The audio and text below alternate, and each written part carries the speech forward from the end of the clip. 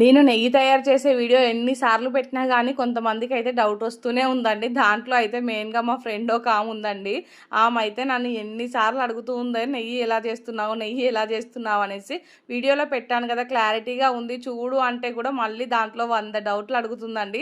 So ఎన్నిసార్లు చెప్పినా కానీ ఇంకా తను అలానే అడుగుతూ ఉంది కదా అనేసి మళ్ళీ ఒకసారి అయితే ఈ నెయ్యి వీడియో మళ్ళీ పెడుతున్నానండి. ఇంక ఇక్కడ చూసారు కదా, రోజు కలెక్ట్ చేసుకున్న వెన్ను ఉంటుంది కదా, దాన్ని అయితే మిక్సీలోకి పట్టుకొని ఇంకా దానిపైన ఇలా వచ్చిందంతా తీసి అయితే ఒక గిన్నెలో వేసుకుంటున్నానండి. దీంట్లో అయితే వాటర్ లేకుండా మొత్తం చూసుకొని ఇంకా దాని తర్వాత అయితే దీన్ని స్టవ్ మీద పెట్టేసుకోవడమే అండి. పాలు కొంచెం పలచగా ఉంటున్నాయి కాబట్టి ఇది బాగా గడ్డలా అయితే కట్టలేదండి వెన్న అయితే. సో ఇంకా దాన్ని అయితే తీసి ఇప్పుడు స్టవ్ మీద పెట్టుకుంటున్నాను.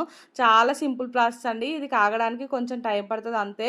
సో మిక్సీలో పట్టుకుంటే అయితే ఈజీగా వచ్చేస్తుందండి. ఇంకా ఇది ఒక 1/2 అవర్ అలా సిమ్లో పెట్టుకొని మంచిగా కాగబెట్టుకుంటే అయితే నెయ్యి తయారైపోతుంది. వర్ష నీకోసమే పెడుతున్నాను చూడు, ఇప్పుడైనా చూసి నేర్చుకో.